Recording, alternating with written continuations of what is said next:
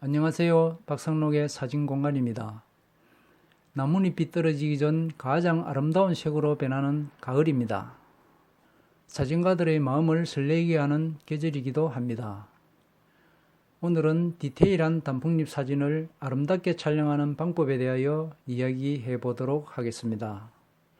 먼저 디테일한 단풍잎 촬영에 필요한 렌즈는 70mm 이상의 망원 렌즈나 망원 줌 렌즈를 사용하는 것이 매우 촬영에 유리합니다.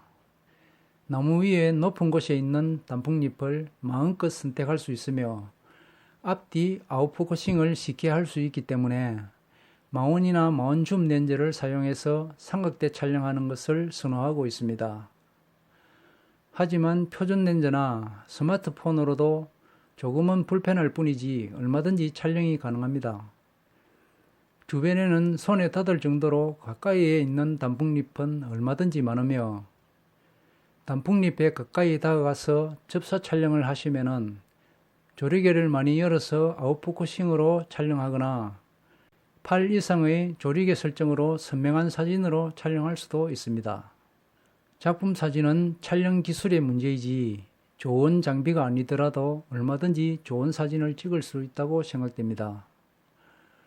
카메라 설정은 조리개 우선 모드인 AV에 세팅하시고 아웃포커싱 사진이나 쨍하게 선명한 사진을 만드는 데 필요한 조리개 수치만 변경하시면 셔터 속도가 자동으로 적정 노출 값에 설정이 됩니다.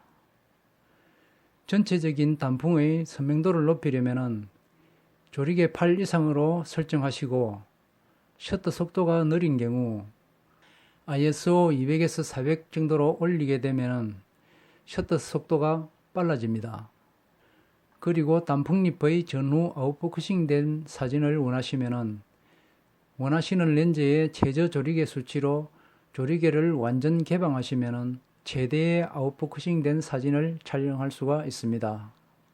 카메라의 오토포커스 설정은 원샷에 고정 세팅하셔야만 반셔터 상태로 카메라를 움직여가며 구도를 잡아도 처음 피사체에 맞춘 초점이 변하지 않고 선명하게 촬영이 됩니다.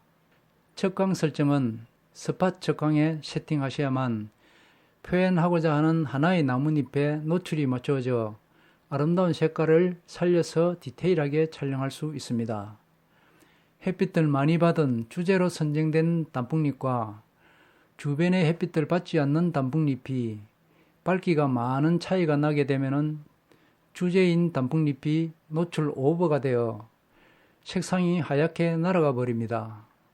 이런 경우 촬영한 사진을 LCD 창으로 확인해가며 단풍잎의 밝기에 따라 노출 보정 기능인 브라켓팅 설정을 조정하셔야 합니다. 노출 보정을 마이너스 1, 2, 3 스톱까지 임의로 설정을 바꾸어가며 촬영해야만 주변의 어두운 색으로 인하여 피사체가 되는 아름다운 단풍이 노출 오버가 되지 않습니다. 카메라의 뷰파인더 안으로 들여다보시면 아래쪽에 좌측부터 카메라에 세팅된 셔터 속도와 조리개 수치가 보이고 중간에 노출 보정 라인인 브라켓팅이 보입니다. 오른쪽으로는 ISO와 화이트 바란스가 보입니다. 중간에 있는 브라켓팅 라인은 왼쪽으로는 부족 설정이고 오른쪽으로는 오버 설정입니다. 카메라의 설정 방법을 기억하셨으면 이제 촬영에 들어가 보겠습니다. 모든 사진 촬영이 그렇듯이 사진은 비트로 만들어집니다. 특히 단풍 사진은 빛을 이용하지 않으면 아름다운 색깔이 살아나지 않습니다.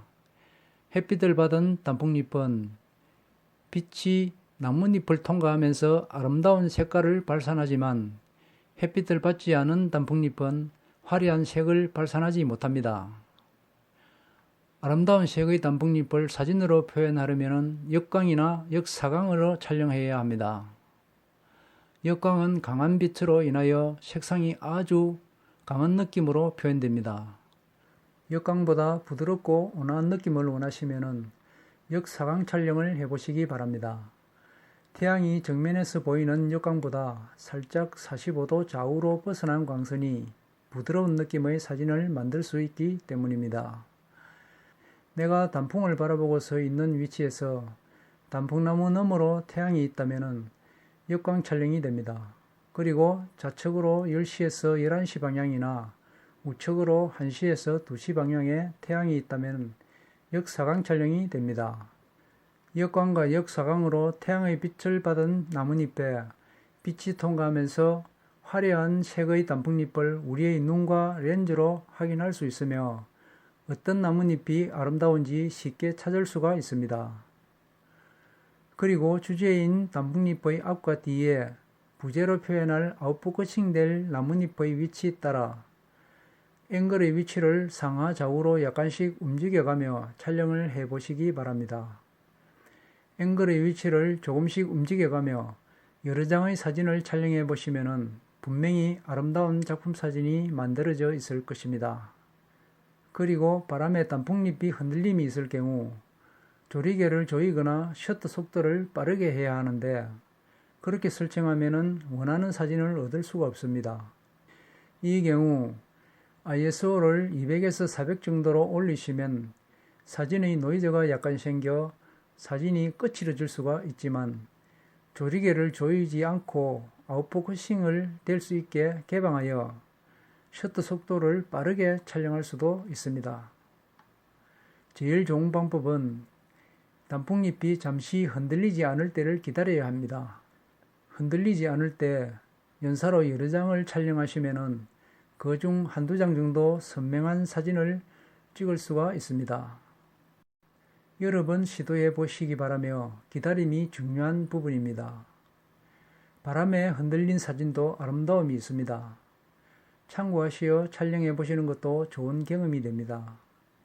뒷배경은 하늘 또는 먼 산, 호수의 물 등 주변의 자연을 모두 이용해 보시기 바랍니다. 디테일한 사진은 좋은 뒷배경을 찾을 수 없을 때 굳이 단풍색과 대비되는 색을 선정할 필요는 없습니다. 아웃포커싱을 많이 시켜 촬영하기 때문에 뒷배경이 부드러워서 모두가 아름답게 보이기 때문입니다. 그리고 나뭇잎 사이로 들어오는 빛을 이용하여 보케를 만들어 보시면 더욱 돋보이는 사진을 만들 수가 있습니다. 보케 사진 촬영은 조리개를 완전히 개방하여 촬영하셔야 보케가 크고 아름답게 보입니다.